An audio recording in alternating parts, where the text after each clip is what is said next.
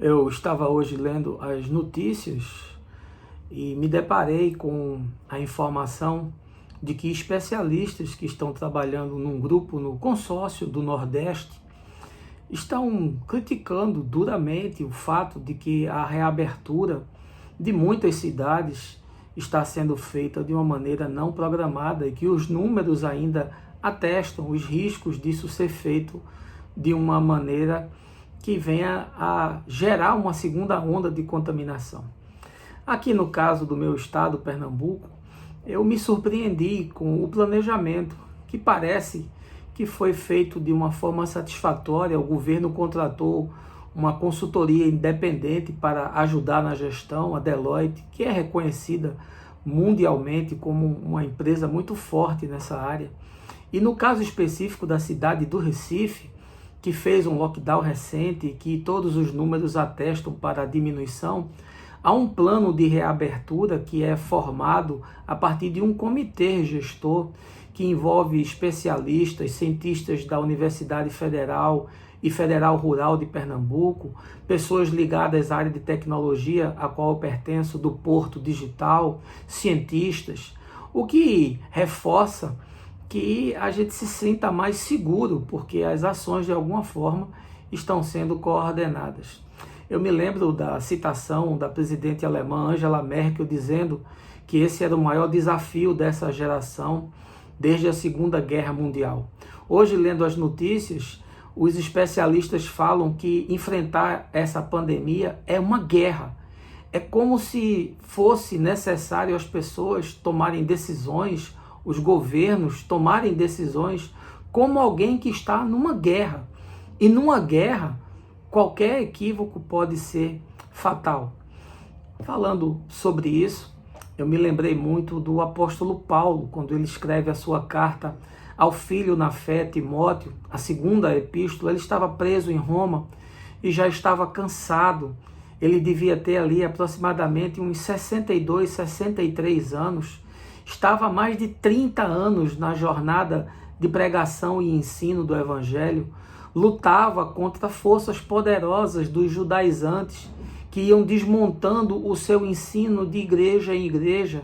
Lutava contra o gnosticismo, que havia se infiltrado também como um pensamento vigente. Paulo é um homem de muitas dores, de muito sofrimento. E ao final da sua vida, nessa carta ao filho na fé, ele revela a sua tristeza, a sua solidão, o abandono de muitos amigos, a defesa que não lhe estava sendo favorável ante um julgamento iminente que iria sentenciá-lo à morte.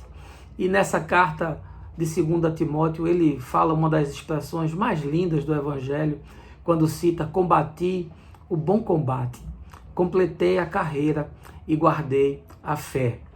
Eu quero lhe dizer que o meu combate na vida é o combate do Evangelho. Eu estou lutando contra a pandemia. Eu estou tendo um comportamento de que, de fato, está numa guerra, fazendo tudo aquilo que me foi possível ser feito, ouvindo a ciência, em isolamento, tendo cuidado com a higienização. Tudo o que está ao meu alcance eu tenho feito. Mas essa não é a grande batalha da minha vida. A grande batalha que eu resolvi combater é o combate do Evangelho. É o combate que vale a pena gastar a existência.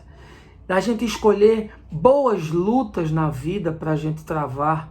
Lutas que valham a pena, luta pela justiça, luta pela igualdade, a luta contra o racismo, a luta contra a opressão de LGBTs, a luta contra os desvios da igreja que se afastou do Evangelho, a luta visceral de quem ama a cruz, a luta que me levou a tomar decisões radicais na minha vida, de romper com modelos esclerosados, caducos, de romper com coronéis de igreja, de romper com donos de denominação, de romper com práticas que eu considero que não têm alinhamento com a Escritura. Esse é o combate que eu escolhi para a minha vida. E eu quero combater de todas as formas possíveis. Essa é uma forma: o vídeo, a mídia, a escrita, o debate, usar a internet nesse tempo difícil como um meio de alcançar pessoas. Eu quero gastar a minha vida com esse combate. Essa é a minha guerra. É a minha guerra contra principados, contra potestades, contra forças opressoras, contra ideologias que são sofismas, mentirosas, contra tudo aquilo que aliena o indivíduo, contra tudo aquilo que desumaniza, desensibiliza a nossa sociedade, contra tudo aquilo que desvia a atenção e o foco daquilo que é importante e emergencial no nosso tempo. Eu escolhi lutar essa luta. E essa luta deveria ser a luta de todo aquele que ama a Jesus e que ama ao Evangelho. Esse é o meu combate, essa é a minha guerra, é com isso que eu quero gastar os meus dias, essa é a minha prioridade. E eu quero convidar você que tem esse sentimento a fazer o mesmo. Escolha na sua vida bons combates para você combater, para que também, como Paulo, você possa um dia dizer: eu guardei a fé, a minha jornada está concluída. Vamos conversando por aqui, de encontro em encontro a mente abre, o coração expande, e o mais eu vou te falando no caminho.